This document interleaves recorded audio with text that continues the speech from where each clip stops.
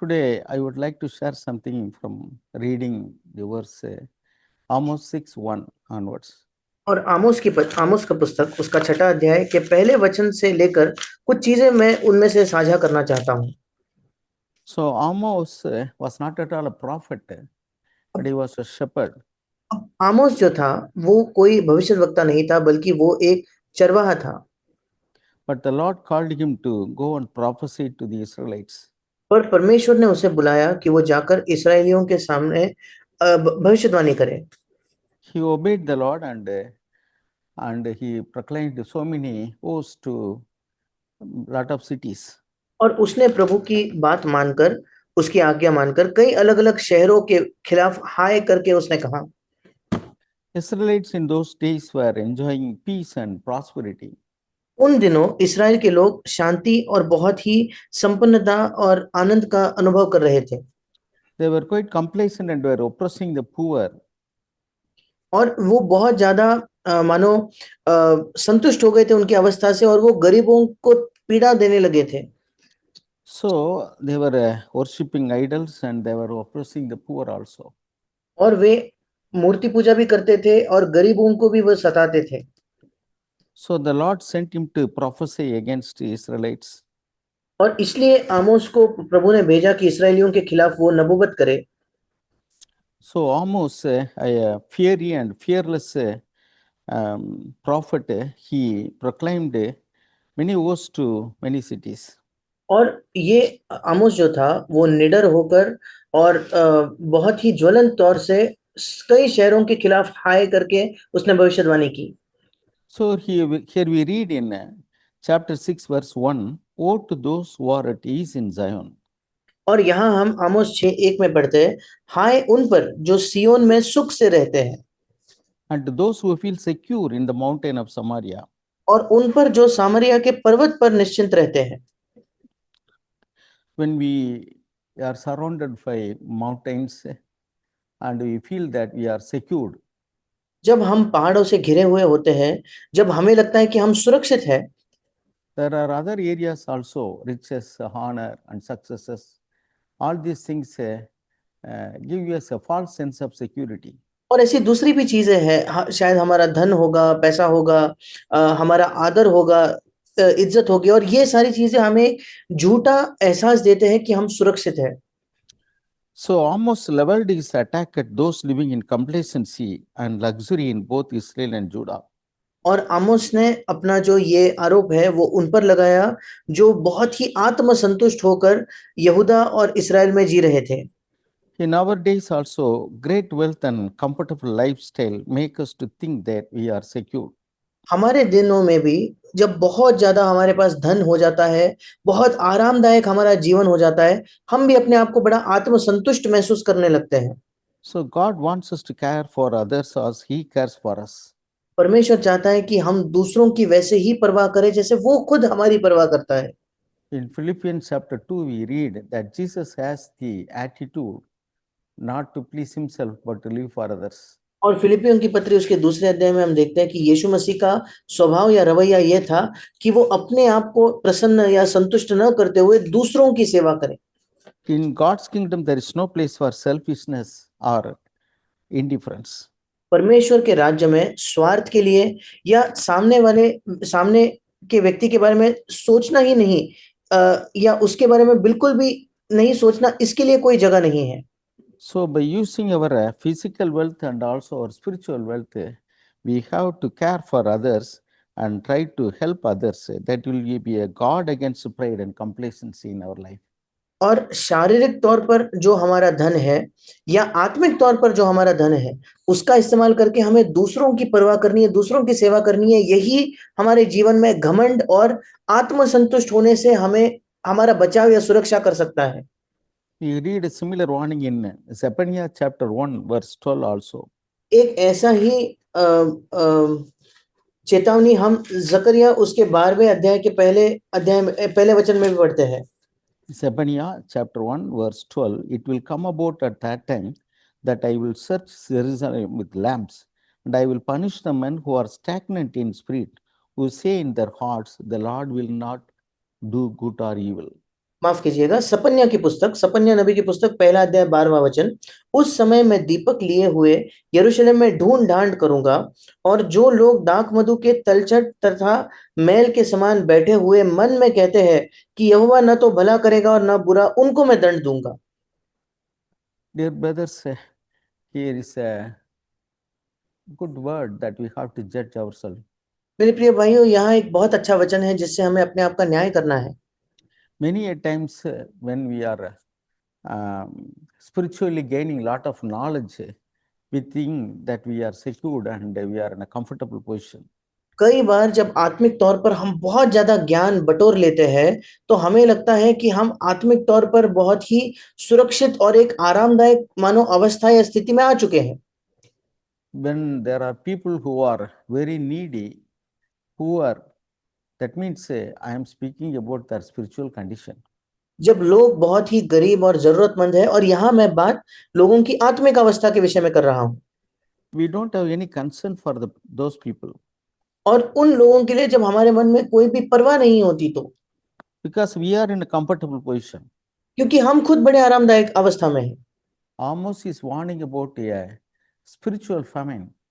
और आमोस यहाँ एक आत्मिक आने वाले अकाल के बारे में चेतावनी देता है।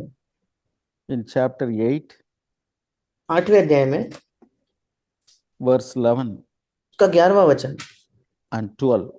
11 और 12। Behold, days are coming, declares the Lord God, when I will send a famine on the land, not a famine for bread or a thirst for water, but rather for hearing the words of the Lord. परमेश्वर यहोवा की यह वाणी है, देखो ऐसे दिन आते हैं जब मैं इस देश में महंगी करूंगा, उसमें न तो अन्न की भूख और न पानी की प्यास होगी, परंतु यहोवा के वचनों के सुनने ही की भूख प्यास होगी। Verse 12, people will stagger from sea to sea, and from the north even to the east. They will go to and fro to seek the word of the Lord, but they will not find it. 12वां वचन, लोग यहोवा के वचन की खोज में समुद्र से समुद्र तक और उत्तर से पूरब तक मारे मारे फिरेंगे, परंतु उसको न पाएंगे। In many churches, I am not speaking about our churches, but many churches outside, they are actually going through such a famine. और कई कलीसियाओं में, मैं अब हमारे कलीसियाओं की बात नहीं कर रहा, पर बाहर के कई कलीसियाओं में वो इसी प्रकार के अकाल में से होकर गुजर रहे हैं। They are suffering by getting adulterated food.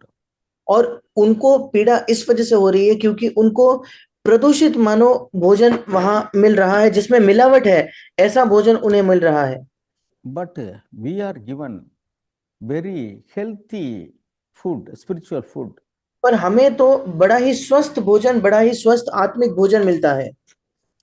In the world, the problem is that working people don't get enough food, and those who get more food are suffering of some diseases which come out of rich food.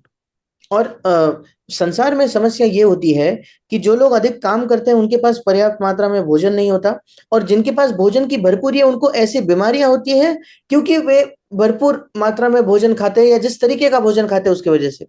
We read in Ezekiel chapter 16, verse 49. हम यहेजकेल के 16वें अध्याय के 39 वचन में पढ़ते हैं, There, the people of Sodom and Gomorrah were destroyed because its people were arrogant because of overfeeding. और सदोम और गमोरा के जो लोग थे उनको नाश कर दिया गया क्योंकि वहां के जो लोग घमंड थे और पेट भर भर के वे खाते थे। They were overfed and so they don't care for the needy people around them. और वे इतना भोजन से तृप्त और संतुष्ट थे कि अपने आसपास के दीन दरिद्र को वो न संभालते, उनकी परवाह न करते। We read about it in verse 1649. Behold, this was the guilt of your sister Sodom. Ezekiel 16:49. और यहेजकेल 16 उसके 49 वचन में हम पढ़ते हैं, माफ कीजिए 49 वचन में, कि देख तेरी बहन सदोम का अधर्म ये है। She and her daughters had arrogance, abundant food, and careless ease. कि वो अपनी पुत्रियों सहित घमंड करती, पेट भर भर के खाती और सुख चैन में रहती, But she did not help the poor and needy. और दीन दरिद्रों को न संभालती, है इंग्लिश में लिखा है उनकी सहायता नहीं करती। Thus they were haughty and committed abominations before me. इसी प्रकार लिखा है कि वे घमंडी थे। 50 वचन, वे गर्व करके मेरे सामने घृणित काम करने लगे, Therefore, I removed them when I saw it. और ये देखकर मैंने उन्हें दूर कर दिया।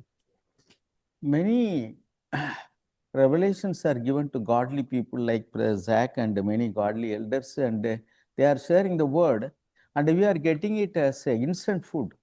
और कई प्रकाशन ईश्वरीय लोगों को परमेश्वर देता है, जैसे भाई जैक और हमारे कई ईश्वरीय जो अगुए हैं, और हमें वो प्रकाश, और वो जब हमारे साथ साझा करते हैं तो हमें तुरंत मिलने वाले भोजन के समान वो सारे प्रकाशन मिल रहे हैं, We are very happy to receive them and we are satisfied with that. और हमें वो प्राप्त करने में हम बहुत खुश हैं, हम उससे संतुष्ट भी होते हैं। So, our problems of complacency comes from rich food, spiritual food. और हमारी आत्म संतुष्टि की जो समस्या है उसकी वजह भी है बड़ा ही धनवान मानो अमीरी का भोजन या आत्मिक भोजन जो हमें मिल रहा है। There are many people who are relatives to us and friends to us, and many other spiritual, spiritually those who are close to us. और हमारे रिश्तेदारों, मित्रों में और जो नजदीक है उनमें, But we don't have a burden for them to reach और them and teach them. हमारे मन में उनके लिए कोई बोझ नहीं है कि हम उन तक पहुंचे, उन्हें सिखाए। Are we praying for our close relatives and family people and friends? क्या हम अपने नजदीकी रिश्तेदारों के लिए, हमारे परिवारजनों के लिए, हमारे मित्रों के लिए प्रार्थना कर रहे हैं क्या? Dear brothers and sisters, we must do it. प्रिय भाई और बहनों, हमें करना है। Why this complacency comes? I said that lot of Bible knowledge it leads to spiritual complacency. और क्यों ये आत्मसंतुष्टि आती है? मैंने पहले भी कहा कि बहुत ज्यादा बाइबल का ज्ञान मिलने से कई बार हम आत्मसंतुष्ट हो जाते हैं। In one translation, it says that those outside them are helplessly in need of food, but these people, those who were in Sodom and Gomorrah, did not care for their needs. और Bible का एक और अनुवाद है जो कहता है कि उनके शहरपनाह के बाहर के जो लोग थे वो असहाय होकर भूखे थे, भोजन की आवश्यकता में थे, पर ये सदोम गमोरा के जो लोग थे उन्होंने उनकी परवाह या चिंता नहीं की। We read some examples from the Bible about how the complacent people have committed sins like adultery, idolatry, and oppressing the poor, etc. और हम बाइबल से कुछ उदाहरण देख पाते हैं कि कैसे जो आत्मसंतुष्ट हो जाते हैं लोग, वो व्यभिचार, मूर्ति पूजा या लोगों को सताना, उनका सताव करना, ऐसे कई पाप कर बैठते हैं। The military successes are the after conquering many wars and battles, the David was at ease. और दाऊद भी जब उसने कई लड़ाइयां जीत ली थी, कई जगहों में जब उसने जीत हासिल कर ली थी, वो बिल्कुल मानो आत्मसंतुष्ट था, उसे लगा वो आराम में रह रहा है। We read in 2 Samuel chapter 11 verse 1 and 2. दूसरा शमूएल उसका 11वां अध्याय उसके पहले 2 वचन में हम पढ़ते हैं। Let me read it. Then it happened in the spring, at the time when kings go out to battle, that David sent Joab and his servants with him and all Israel, and they destroyed the sons of Ammon and besieged Rabbah. But David stayed at Jerusalem. फिर दूसरा शमूएल 11 उसका पहला वचन, फिर जिस समय राजा लोग युद्ध करने को निकला करते हैं, उस समय अर्थात वर्ष के आरंभ में दाऊद ने योआब को और उसके संग अपने सेवकों और समस्त इस्राएलियों को भेजा, और उन्होंने अमनियों का नाश किया और रब्बा नगर को घेर लिया, परंतु दाऊद यरूशलेम में रह गया। Now, when evening came, David arose from his bed and walked around on the roof of the king's house. And from the roof, he saw a woman bathing, and the woman was very beautiful in appearance. सांझ के समय दाऊद पलंग पर से उठकर राजभवन की छत पर टहल रहा था, और छत पर से उसको एक स्त्री जो अति सुंदर थी नहाती हुई देख पड़ी। Then we know what happened. और उसके बाद हम जानते हैं क्या होता है। The successes, the battles that he has won, has led him to a mindset of complacency. जो उसके सफलताएं थी, जिन युद्धों को वो जीत चुका था, उसके वजह से उसका मन बड़ा संतुष्ट हो गया, वो अपने आप में संतुष्ट, आत्मसंतुष्ट हो गया। His military captains and soldiers were fighting in the border, but David stayed at Jerusalem. Not only that, it was evening that he arose from his bed. It is written there. When evening came, David arose from his bed. और यहाँ उसके जो सेनापति है, उसके सेना के जो सारे लोग हैं, वे जाकर युद्ध लड़ रहे हैं, पर ये बड़े आराम से अपने राजमहल में रुका है। और ऐसा लिखा है कि परंतु वो सांझ के समय दाऊद पलंग से उठा, शाम को वो उठता है। So instead of going to the battle, he is staying at home, leisurely and lazy with laziness, and he is complacently getting up from the bed in the evening, and he is walking on the roof, watching around what is going on, and so he was falling in adultery with Bathsheba. और युद्ध में जाने के बजाय बड़े आराम से वो पीछे रुक जाता है, वो संतुष्ट है और अपने घर में ही रहता है। सांझ तक सोकर सांझ को अपने पलंग से उठकर बहुत आराम से ऊपर अपने छत पर टहलने जाता है और आसपास देखता है क्या हो रहा है। उसके बाद वो बत्शेबा से व्यभिचार करने में पड़ा। So the consequence of complacency led to adultery. और एक सुसंतुष्ट होना या जो आत्मसंतुष्ट होने की वजह से वो उस व्यभिचार के पाप में पड़ा। Then it led to the murder of Uriah, और उसके Bathsheba's husband. और उसके बाद तो उरिया जो बत्शेबा का पति था, उसके हत्या तक वो बात पहुंची। Even though he was a very good man of God, he fell into these greater sins because of his complacent mindset. और इसके बावजूद कि वो परमेश्वर का महान जन था, पर एक आत्मतुष्ट मनोभाव था या खुद में ही संतुष्ट होने का जो मनोभाव था, उसके वजह से वो ऐसे पापों में गिर पड़ा। See, a lot of spiritual activities, that means religious activities, can also lead us to a complacent mindset. और कई प्रकार की धार्मिक जो गतिविधियां हैं, इनके द्वारा भी हम जो है वो एक बहुत ही मानो आत्मतुष्ट या स्वयं संतुष्ट मनोभाव में हमें ले जाता है। We know in the story of Martha and Maria that Martha was a jiggery type. She was worrying and doing things to take care of the physical needs of the Lord. और Martha और मरियम के कहानी से भी हम जानते हैं, Martha का स्वभाव यह था कि वो बहुत सारे भौतिक वस्तुओं में उलझी हुई होती थी और प्रभु के जो शारीरिक जरूरतें उन्हें पूरा करने में वो व्यस्त होती थी।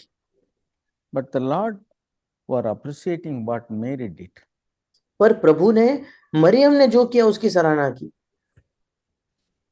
So when we are doing lot of things, we can imagine ourselves that we are doing the right thing, and we may reject or neglect the actually thing which is needed.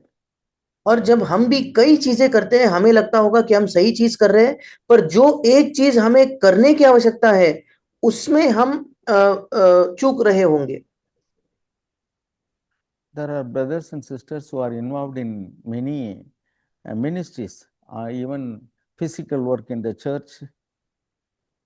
और कई भाई बहन हैं जो कलीसिया के शारीरिक कामकाज में लगे हुए हैं या हाथ बटाते हैं। We have to do that, but the primary things are the thing which is to be prioritized is to sit on the feet of the Lord and have fellowship with Him. अब हमें वो सारी चीजें करनी है, पर जो प्राथमिक चीज है जिसको सबसे ज्यादा प्रधानता दी जानी चाहिए, वो यही है कि प्रभु के चरणों में बैठकर उससे सुनना और उससे संगति करना। So many activities that we do for the Lord or in the name of the Lord can cause us to mindset of complacency, that I am doing a lot of things to the Lord, so the Lord will be pleased. और कई चीजें जो हम प्रभु के नाम से करते हैं, प्रभु के लिए करते हैं, हो सकता है कि वे हमें एक आत्मतुष्टि के मनोभाव में या स्वयं संतुष्टि के मनोभाव में ले जाए कि हाँ, प्रभु इन सब चीजों से प्रसन्न है। मानो Let us examine ourselves, which is pleasing to the Lord, activities or sitting at His table and listening to the voice of God, voice of the Holy Spirit. और आइए हम अपने आप को जांच कर इस क्षेत्र में देखें कि प्रभु को अति प्रसन्न क्या करेगा। क्या बहुत सारी गतिविधियां या उसके साथ उसके मेज पर बैठकर उससे सुनना, उसके आवाज को सुनना।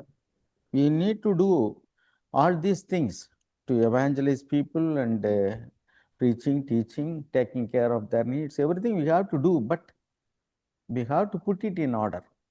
हमें ये सारी चीजें करनी है, सुसमाचार प्रचार करना है, शिक्षा देनी है, उपदेश करना है, ये सब चीजें करनी है, पर हमें चीजों को सही क्रम में रखनी है।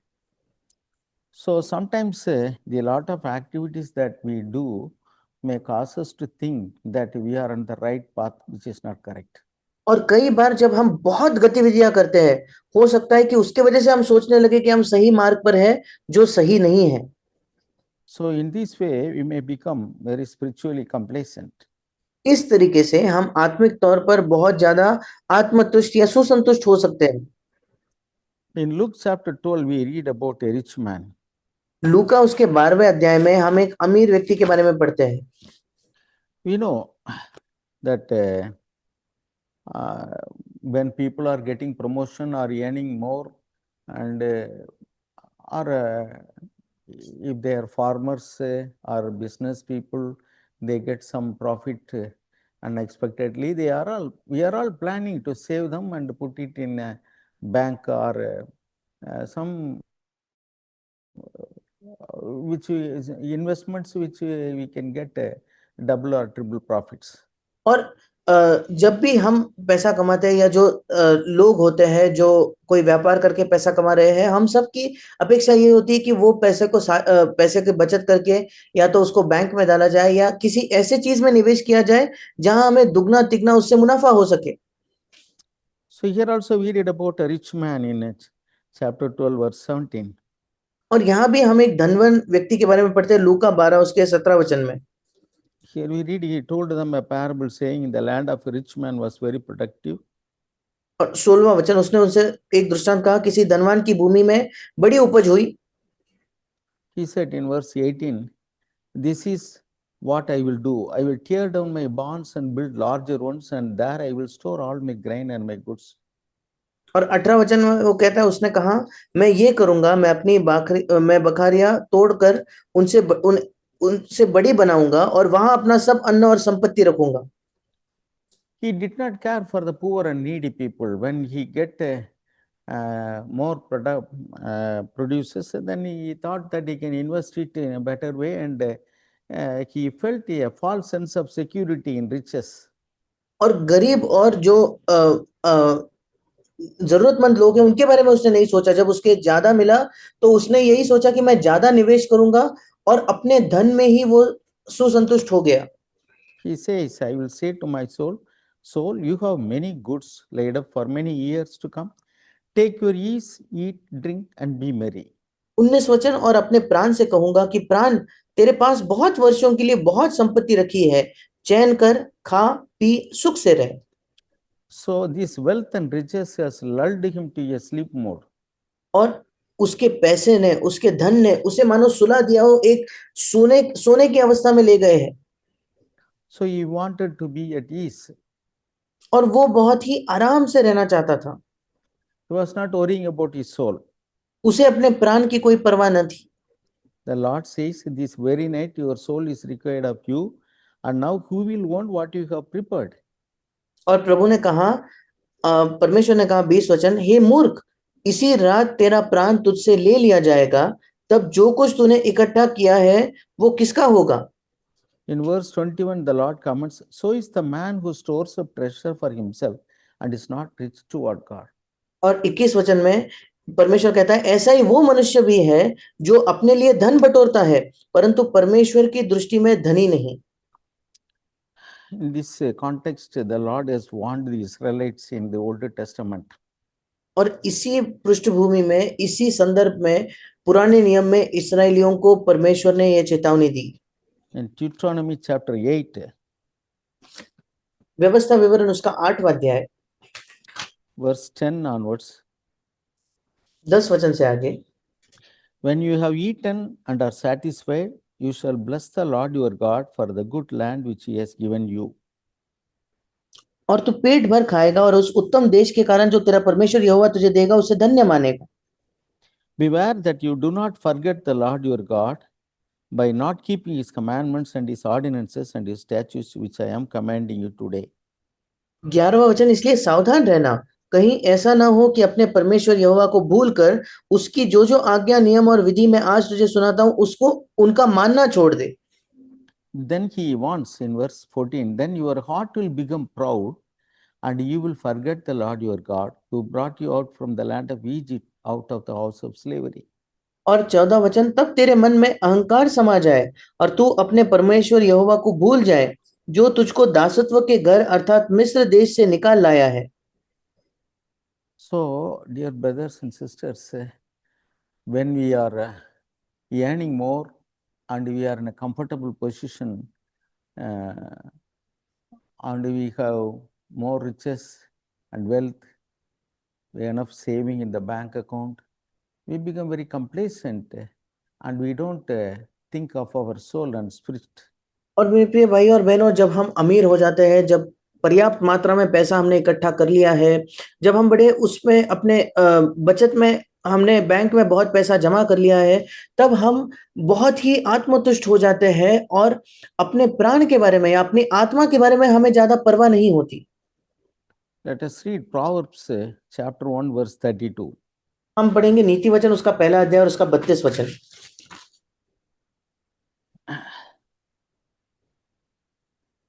Verse 31 and 32 I read. 31 और Proverbs chapter 1 verse 31 and 32. So they shall eat of the fruit of their own way and be satiated with their own devices. और नीति वचन 1:31, इसलिए वे अपनी करनी का फल आप भोगेंगे और अपने युक्तियों के फल से अघा जाएंगे। For the waywardness of the navel will kill them, and the complacency of fools will destroy them. क्योंकि भोले लोगों का भटक जाना उनके घात किए जाने का कारण होगा और निश्चिंत रहने के कारण मूढ़ लोग नष्ट होंगे। इंग्लिश में लिखा है जो आत्मतुष्ट होना, आत्मसंतुष्ट होने के कारण मूर्ख लोग नष्ट हो जाएंगे। In verse 33, the Lord says, He will give us ease. That means, but he who listens to me shall live securely and will be at ease from the dread of evil. 33 वचन कहता है कि प्रभु हमें सुख देगा, मतलब 33 वचन कहता है परंतु जो मेरी सुनेगा वो निडर बसा रहेगा और बेखटके सुख से रहेगा। And we have to read verse 16 and 17 in verse chapter 3 also. Proverbs chapter 3 verse 16 and 17. नीति वचन 3 अध्याय 16 और 17 वचन। Long life is in her right hand, in her left hand are riches and honor. We read about wisdom here. और यहाँ हम बुद्धि के बारे में पढ़ते हैं, उसके दाहिने हाथ में दीर्घायु और उसके बाएं हाथ में धन और महिमा है। Her ways are pleasant ways and all her paths are peace. उसके मार्ग आनंददायक है और उसके सब मार्ग कुशल के हैं। So it is by God's wisdom that we have to be at peace and rest and not by ourselves. और परमेश्वर के बुद्धि के द्वारा हमें शांति और सुख में बने रहना है, ना कि अपने आप की ओर से। Let us turn to Revelation chapter 3 verse 15-17. What is complacency? हम निकालेंगे प्रकाशित वाक्य की पुस्तक 3 अध्याय 15 से 17 वचन। यहाँ हम देखेंगे कि ये आत्मतुष्टि या खुद में संतुष्ट हो जाना, चीजों को आराम से लेना, उसका क्या मतलब है। The Lord is warning the angel of the church in Laodicea. लौदीकिया के कलीसिया के दूत को परमेश्वर ये चेतावनी देता है। In verse 15 and 16 I read. 15 और 16 वचन। I know your deeds, that you are neither cold nor hot. I wish that you were cold or hot. So because you are lukewarm and neither hot nor cold, I will spit you out of my mouth. मैं तेरे कामों को जानता हूं कि तू न तो ठंडा है और न गर्म। भला होता कि तू ठंडा या गर्म होता, इसलिए कि तू गुनगुना है और न ठंडा है और न गर्म, मैं तुझे अपने मुंह से उगलने पर हूं। In verse 17 we read, because you say I am rich and have become wealthy and have need of nothing. That means those who feel that I don't need anything. 17 That वचन is the spirit of complacency. 17 वचन में तू कहता है कि मैं धनी हूं और धनवान हो गया हूं और मुझे किसी वस्तु की घटी नहीं। और इसका मतलब जिस व्यक्ति को लगता है मुझे कोई जरूरत नहीं, मुझे कोई आवश्यकता नहीं है, उसके अंदर ये खुद में संतुष्ट होना या सब चीजों को आराम से लेने की आत्मा है। In the Lord's sight, He is wretched, miserable, and poor, and blind, and naked. पर प्रभु की नजरों में यही व्यक्ति अभागा, तुच्छ, कंगाल, अंधा और नंगा है। So, this spirit of complacency has deceived that they don't need, they think they don't need anything. और इस हल्के में लेने की जो आत्मा है या जो आत्म संतुष्टि की आत्मा है, इसने लोगों को धोखा दे दिया है कि उन्हें अब कोई चीज की आवश्यकता नहीं है। In Matthew chapter 25, verse 1 to 13, we read about 10 virgins. मत्ती उसके 25वें अध्याय के 1 से लेकर 13 वचन में हम 10 कुंवारियों के विषय में पढ़ते हैं। In those 10 virgins parable, we know that 5 of them were not sincere to welcome the bridegroom. और 10 कुंवारियों में हम देखते हैं कि 5 कुंवारियां ईमानदार नहीं थे उस दुल्हे के स्वागत में। So when we become complacent, we don't be serious about things that we have to go. और जब हम बड़े आत्मतुष्ट हो जाते हैं और चीजों को हल्के में लेने लगते हैं, तो हम उन चीजों के विषय में गंभीर नहीं होते जिनको हमें करना है। So the effect of complacency is it leads to a lack of vigilance. और इसका परिणाम ये है कि हमारे अंदर एक सावधानी की या जागते रहने की कमी होती है। It leads to lack of spiritual growth. और आत्मिक उन्नति की भी कमी हमारे अंदर इस वजह से आ जाती है। It leads to lack of pursuit of deeper relationship with God. और परमेश्वर से एक संबंध रखने की खोज में भी हमारी कमी हमें आ जाएगी। It can manifest in a variety of ways, such as lukewarm faith, कई अलग अलग तरीकों से ये आत्मा हमें दिखाई पड़ सकती है, जैसे गुनगुना विश्वास, lack of preparedness or readiness for spiritual challenges, और आत्मिक चुनौतियों के लिए एक तैयारी की कमी होना, or failure to actively engage in spiritual warfare. या आत्मिक लड़ाई में शामिल होने में असफलता या इच्छा न होना। Or we may be careless to the needs of the poor. या जो गरीब है उनकी आवश्यकताओं के प्रति हम बहुत ही लापरवाह हो सकते हैं। Not only spiritual need, but not only physical need, but spiritual needs also. और केवल शारीरिक जरूरतें नहीं, पर आत्मिक जरूरतें भी। Today, in these days, many parents are worrying about the future of their sons and daughters. इन दिनों कई माता पिताओं को अपने बच्चों की जो भविष्य है उनके विषय में बहुत चिंता है। So they are spending much money to give good education. और वो अच्छा पैसा उन पे खर्च करते हैं ताकि उनको अच्छी पढ़ाई लिखाई कर सके। They are ready to send them even to study abroad or to earn money, even though there is no church, or they don't care for their spiritual condition. और उन्हें वो बाहर देश में परदेश में भेजने के लिए भी तैयार है, या तो पढ़ाई के लिए या कमाने के लिए, चाहे वहां कलीसिया हो ना हो, उन्हें उनके आत्मिक अवस्था के बारे में कोई चिंता नहीं है। If they have no money, what will they do?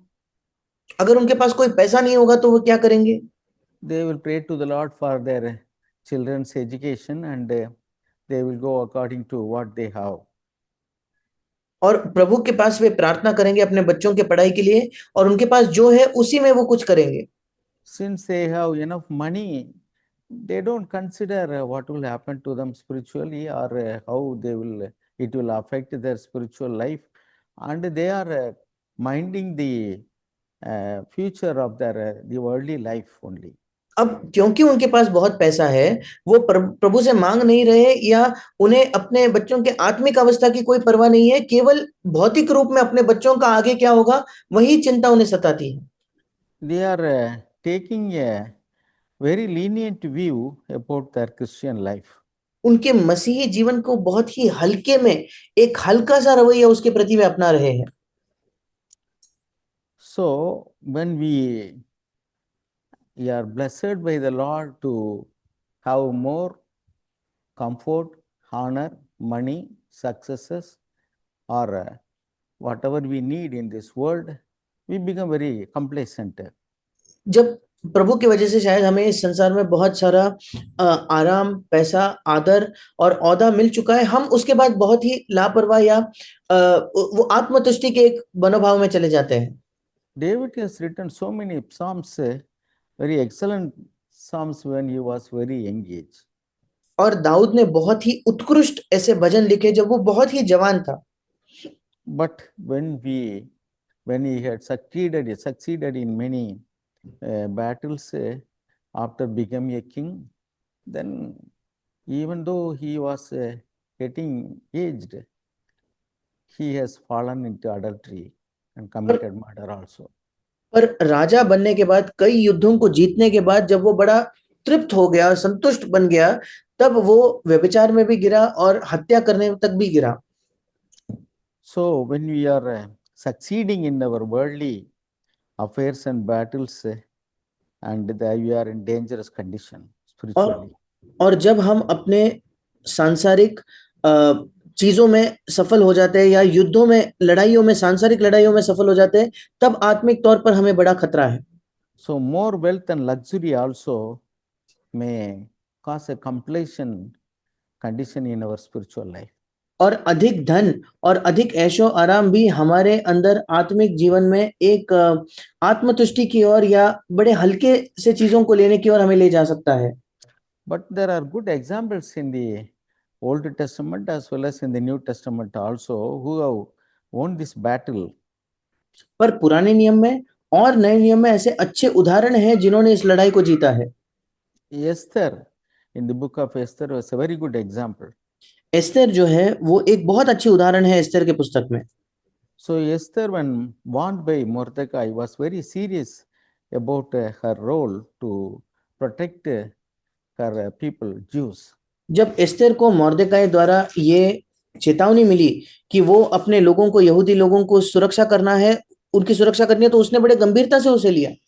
Though she was a queen and she was in a very comfortable and honorable position, she was very serious about the role that she has to play to save his people. इसके बावजूद कि वो एक रानी है, बहुत ही आरामदायक सुख के स्थान में वो है, उसको एहसास हो गया और उसने बड़े गंभीरता से उस भूमिका को अपनाया, जो भूमिका उसको निभानी थी अपने लोगों के बचाव में।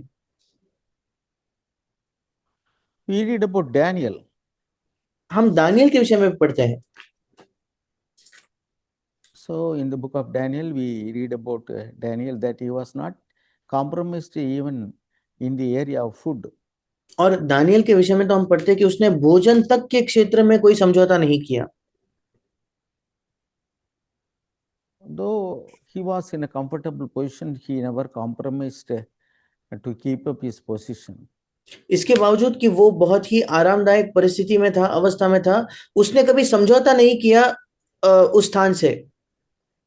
In these days, many people, if they are well placed or they are they attain to a higher position in their life, in their prospects, they would like to compromise with people to keep the position and honor, and they don't take care to preserve the seriousness of the God's commandments.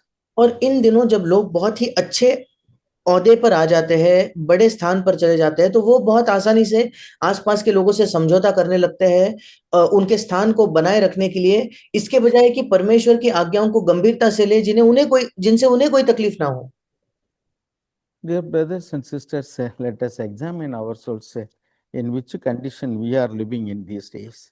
और भाई और बहनों, आइए हम अपने आप को जांचे परखे कि किस अवस्था में इन दिनों हम जी रहे हैं। In whatever position we are, जिस किसी अवस्था में हम हैं, whether we are in a comfortable position or we are in a troublesome position, चाहे हम बड़े ऐशो आराम की अवस्था में हैं, या बहुत समस्याओं से हम घिरे हुए हैं, we need to be very vigilant. हमें बहुत सतर्क और चौकस रहने की आवश्यकता है। Sometimes when we are persecuted or troubled by other worldly affairs, we may lose our vision and think of the worldly affairs only. और कई बार जब हम सताव का सामना करते हैं, या किसी सांसारिक मामलों में जब हम फंस जाते हैं, तो कई बार हम अपने दर्शन को खोकर उन सांसारिक चीजों पर ही हमारा ध्यान लग सकता है। So the worldly problems and persecutions, trials, and those things can spiritually blind us, and we care or think about worldly affairs much, and we lose vision of the spiritual journey that we have to go through. और कई बार संसारिक समस्याएं या संसारिक पीड़ाओं में हम इतने खो जाते हैं कि वो सारी चीजें हमारे आत्मिक दर्शन को मानो अंधा कर देती है कि जिस आत्मिक सफर को हमें करना है उस पर से हमारी नजरें हट जाती हैं। So the Apostle Paul was telling, nothing can separate me from the Lord's love. और प्रेरित पौलुस कहता है कि परमेश्वर के प्रेम से मुझे कोई चीज अलग नहीं कर सकती। Can we say that? क्या हम वो कह सकते हैं क्या? We read in Romans chapter 8, हम रोमियो 8 में पढ़ते हैं verse 35. उसका 35 वचन, Who will separate us from the love of Christ? कौन हमको मसीह के प्रेम से अलग करेगा? Will tribulation or distress or persecution or famine or nakedness or peril or sword? क्या क्लेश या संकट या उपद्रव या अकाल या नंगाई या जोखिम या तलवार? And then he says, nor height nor depth in verse 39. और फिर 39 वचन में वो कहता है ना गहराई और ना कोई ऊंचाई। Sometimes in failures, losses, and sufferings, we may hold on to the faith because we have no other alternative except to depend on the Lord. और कई बार असफलताओं में जब हम चीजों को खो देते हैं, जब बहुत बुरी अवस्था में होते हैं, हम विश्वास को थामे रहते हैं क्योंकि प्रभु के अलावा जाने के लिए हमारे पास कोई और जगह नहीं है। But when we are in a comfortable position, we are in danger. पर जब हम बड़े आरामदायक अवस्था में होते हैं तब हम खतरे में हैं। We read about the angel who has fallen. हम एक स्वर्गदूत के बारे में पढ़ते हैं जो गिर गया। We read in Ezekiel chapter 28, verse 17, your heart was lifted up because of your beauty. हम यहेजकेल 28 के 17 में पढ़ते हैं कि सुंदरता के कारण तेरा मन फूल उठा था। You corrupted your wisdom by reason of your splendor. और वैभव के कारण तेरी बुद्धि बिगड़ गई थी। So these things cause us to go down. और ये चीजें हमें नीचे ले जाती हैं। We read in verse 12, Son of man, take up a lamentation over the king of Tyre and say to them, thus says the Lord God, you heard the seal of perfection, full of wisdom and perfect in beauty. और 12वें वचन में हम पढ़ते हैं, हे मनुष्य के संतान, सोर के राजा के विषय में विलाप का गीत बनाकर उससे कहे, परमेश्वर यहोवा यो कहता है, तू तो उत्तम से भी उत्तम है, तू बुद्धि से भरपूर और सर्वांग सुंदर है। In Isaiah chapter 14, verse 11 also we read, your pomp and the music of our harps have been brought down to Sheol. और यशायाह 14 उसके 11वें वचन में भी हम पढ़ते हैं, तेरा वैभव और तेरी सारंगियों का शब्द अधोलोक में उतारा गया है। In verse 13 we read, but you said in your heart, I will ascend to heaven. 13वें वचन में हम पढ़ते हैं, तू मन में कहता तो है था मैं स्वर्ग पर चढ़ूंगा। I will raise my throne above the stars of God. मैं अपने सिंहासन को ईश्वर के तारागण से अधिक ऊंचा करूंगा। Because this angel did not know that he has to be humble. His spiritual condition, he is not aware of it. क्योंकि ये स्वर्गदूत नहीं जानता था कि उसे नम्र किए जाने की आवश्यकता है, उसकी आत्मिक अवस्था को वो नहीं जानता था। When we first come to the church, we feel our need more. जब पहले बार हम कलीसिया में आते हैं तो हमें अपनी जरूरत की ज्यादा एक एहसास होता है। We are very humble and pray to the Lord, Lord, please save me and give me victory. हम बड़े नम्र होते हैं, हम प्रभु से प्रार्थना करते हैं, प्रभु मुझे बचा, मेरा उद्धार कर, मुझे विजय दे। When we succeed in that attempt, we slowly come to a complacent position. जब हम उसमें सफल हो जाते हैं तो धीरे धीरे हम बहुत ही एक आत्मतुष्ट अवस्था में पहुंचते हैं। Dear brothers and sisters, let us examine ourselves whether we have become a satisfied condition that we say in our heart that we don't need anything. मेरे प्रिय भाई और बहनों, आइए हम अपने अवस्था को जांच कर देखें, क्या हम एक ऐसे सुसंतुष्ट आत्मतुष्ट अवस्था में आ चुके हैं जहां हम कहते हैं कि मुझे और किसी चीज की आवश्यकता नहीं है। We must be very careful to remain humble in all our successes and promotions And when the life conditions, lifestyle increases, we need to be very humble and always paying the credit to the Lord. और हमें बहुत सतर्क होने की जरूरत है, चौकसी रखने की आवश्यकता है, विशेषकर हम जब सफल हो जाते हैं, विजय को हासिल कर लेते हैं, और नम्र होकर हमें सारा श्रेय प्रभु को देना चाहिए। I used to say in my heart always, whatever happens, that means when people appreciate us, or we are welcomed or honored, or we receive something unexpectedly, I give always the credit to the Lord. और मैं कई बार अपने हृदय में सोचता था कि जब किसी चीज के लिए जब मेरा स्वागत किया जाए, जब या आदर दिया जाए, या कोई चीज अनपेक्षित रूप से मुझे मिल जाए, तो हर समय मैं उसका श्रेय जो है वो प्रभु को देता था। Lord, you gave me this. और मैं कहता था, प्रभु ये तूने मुझे दिया है। Whether the wealth or health or money, position, honor, anything else. चाहे धन हो, चाहे स्वास्थ्य हो, पैसा हो, ओहदा हो, आदर हो, कोई दूसरी चीज हो, Everything came from you, Lord. सब कुछ तेरी ओर से आया है प्रभु। So I always praise you और इसलिए मैं हमेशा तेरी स्तुति करता हूँ and give thanks to you. और मैं तुझे धन्यवाद देता हूँ। I have nothing to take credit. और मेरे पास कुछ है ही नहीं कि मैं खुद के लिए उसका श्रेय लूं। So when we think we are somebody, we become proud and arrogant. और जब हमें लगता है कि हम कोई व्यक्ति विशेष है, तो हम घमंडी और गर्व से भर जाते हैं। When the need is always before our eyes that we have to grow in such and such areas, then we will not feel proud. जब जरूरत हमेशा हमारे आंखों के सामने होगी कि मुझे इस क्षेत्र में बढ़ने की आवश्यकता है, उस क्षेत्र में बढ़ने की आवश्यकता है, तब हम कभी घमंडी नहीं होंगे। I still feel that certain areas I am unable to speak because I have to go up higher. और मुझे अब भी लगता है कि ऐसे कुछ क्षेत्र है जिसके बारे में मैं कुछ बोल नहीं सकता, क्योंकि उन क्षेत्रों में मुझे और ऊंचा जाने की आवश्यकता है।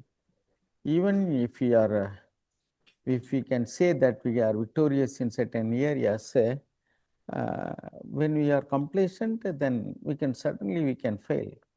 और जब कि हम कुछ क्षेत्रों में विजयी हो भी गए, हमें विजय मिल भी गया है, अगर हम बड़े आत्मतुष्ट हो जाए और ढीले पड़ जाए, तो कुछ क्षेत्रों में हम वापस गिर सकते हैं। So let us always be poor in spirit. और आइए हम हमेशा आत्मा में दीन बने, गरीब बनकर रहे। And also very vigilant about our what we think of ourselves. और हम अपने आप के बारे में क्या सोचते हैं, उसके बारे में बड़ी चौकसी रखें। In 1 Samuel chapter 16, I think that when Saul was thinking of him very little of himself, he was raised as a king. और पहले शमूएल के 16वें अध्याय में शायद मुझे लगता है कि जब शाऊल अपने आप को बहुत ही छोटा समझता था, तब उसे ऊंचा करके राजा बनाया गया। So there are many areas that we have to become victorious, and even though we have got victory in certain areas, we have not yet attained the perfection. और इसके बावजूद कि हमें कई क्षेत्रों में विजय मिल गया होगा, अब तक हम सिद्ध नहीं बन गए हैं। So even if the Lord has made us known to people or give us everything that we need in this life and also for our spiritual life, we need to always be poor in spirit and also vigilant in spirit. इसके बावजूद कि शायद लोग हमें जानते होंगे, या हमारे शारीरिक और आत्मिक चीजों में जीवन में प्रभु ने हमें सब कुछ दिया होगा, फिर भी हमें जरूरत है कि आत्मा में हम दीन बने रहे और आत्मा में हम सावधान, सतर्क और चौकसी रखें।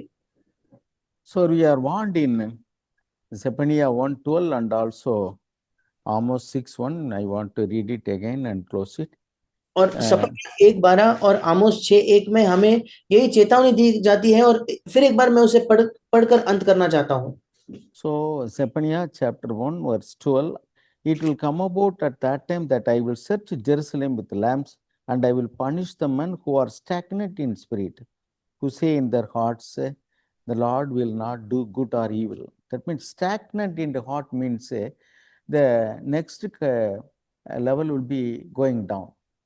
और इस सफन्या 1:12, उस समय मैं दीपक लिए हुए यरूशलेम में ढूंढ ढांड करूंगा, और जो लोग दाखमधु के तलछट तथा मेल के समान बैठे हुए मन में कहते हैं, मतलब जो अपने मन में बड़े आत्मतुष्ट होकर बैठे हैं, जो कहते हैं यहोवा ना तो भला करेगा ना बुरा, इसका मतलब वो ऐसी अवस्था में है कि अगले क्षण में वो गिरने वाले, अगले कदम में वे गिरेंगे। Actually, the spiritual life is a warfare. That means swimming in the opposite direction of the flow of water. और हमारा जो आत्मिक जीवन है वो वाकई में तो एक युद्ध है, और इसका मतलब पानी की प्रवाह के विपरीत दिशा में हमें तैरना है, Or like climbing up on the mountain. या एक पर्वत चढ़ने के समान वो है। When we become stagnant or satisfied, then the next step is going back.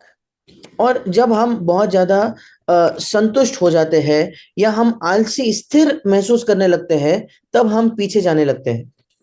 So in Amos chapter 6 verse 1, woe to those who are at ease in Zion. So we should never become at ease. We must always be vigilant.